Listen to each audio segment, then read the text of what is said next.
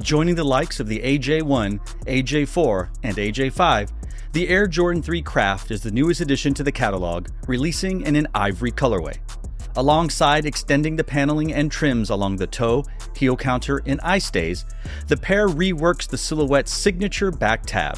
Here, the newly translucent fixture layers the Jumpman and Nike Air logo over top one another. What's up, y'all? It's Daniel the Shoemmelier. Fans of the channel will know that I hold the Jordan 11 as my favorite Jordan silhouette, and in second place, well, I would say more often than not, it is the Jordan 3. It alternates with the 4 in third place, which would make Jordan 1 on the outside looking in on the medal ceremony in fourth place. On February 3rd of this year, we will see the release of the ivory colorway in the Air Jordan 3 Craft. I have to say, I love the pictures. I love it even more in hand. All the little changes, all the little additions. It's a wonderful, beautiful shoe. So let's talk about it. This Craft Air Jordan 3 dons a subtle white-based color scheme predominantly on its leather upper, offset by the gray suede and elephant print panels at the forefoot and heel counter. Its defining feature is the ivory tumbled leather that envelopes the upper, embellished with perforations encircling the collar. The smooth leather mudguards and suede overlays on the toe and heel introduce a tactile and visual contrast. The eye stays, just below the aged semi-translucent eyelets, are also adorned with supple suede. The style's standout element is the translucent heel tab, which features both the original Nike Air branding as well as the Jumpman logo. Completing the look is a white midsole and an icy outsole. The Nike Air Jordan 3 Craft Ivory releases on February 3rd, 2024, and will retail for $210 US American dollars.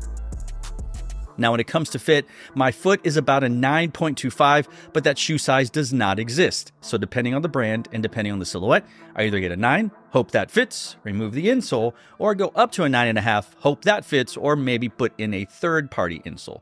In all Jordan basketball shoes, I go up to a size 9.5, so I consider that to be my true to size. I did the same in this ivory Jordan 3, and I feel comfortable in saying, well, this fits like every other Jordan 3 I've worn, so order whatever you find is most comfortable for you. For me, I don't like a lot of lockdown in the midfoot, and I like wiggle room in the toe box. I know this is a basketball shoe, but I wear all of these shoes for lifestyle purposes, so I'm not worried about traction or spinning or grip or ankle support or any of that stuff because I'm not trying to hit the swish. I'm just trying to look cool on the streets. And when it comes to comfort, this Jordan 3 is every bit as comfortable or uncomfortable as every Air Jordan 3 before it. I don't find them to be terribly comfortable, so my preference is to remove the insole and put in a Superfeet or Fulton's insole, and then I am right as rain. Otherwise, I can only last about 4 to 6 hours on my feet continuously in a pair of Jordan 3s. If I can sit down and whatnot, 8 to 10 hours. But if I'm looking at a 12-hour plus day on my feet with very limited rest, putting a third-party insole is definitely the way I have to go. Now let's talk about the two things that most people discuss when they're talking about the shoe. We're talking about the dual double Jumpman. You find it here on the tongue, one in silver in a stitched material, and then you have sort of a screen printed, I know that's not the right way to say it, it looks sort of peachish, beigeish. It's the other Jumpman on there. So you have a double Jumpman. The silver, though, in the shadow type color, because it's gray, is actually more of the forefront, and that peach is definitely the shadow of it. And when you look on the back heel tab, you can see the Nike and the swoosh. That's in the silver. That's in the background of it. And then you have that translucent panel, and you have embossed the Nike Air, or rather the Air and Jumpman logo on there. So you do have the dual stuff, as they mentioned on there.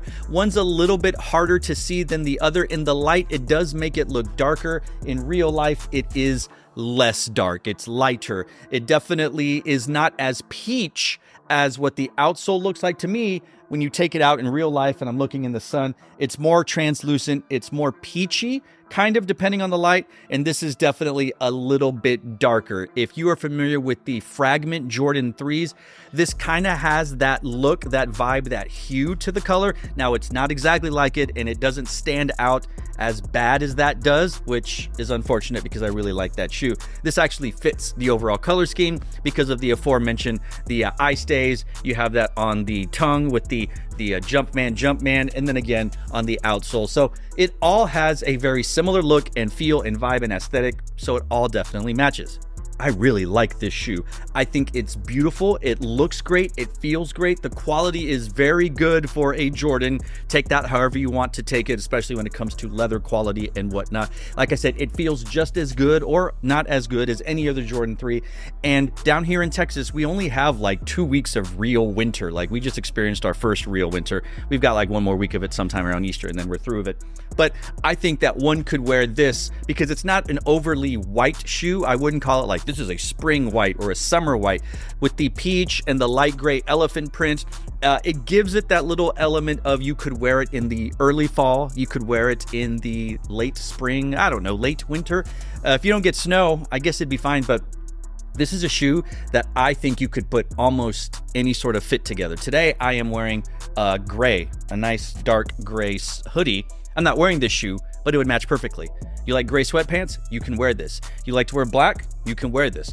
This has that peach hue to it, so you could definitely wear some pinks, some peaches, maybe depending on the orange color, like purplish.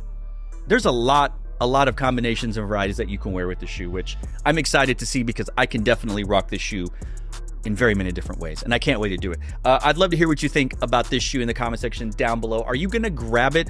Resale is not the telltale sign of how good a shoe is, but it's not going for that much over retail on resale sites, though who knows, it could be very limited.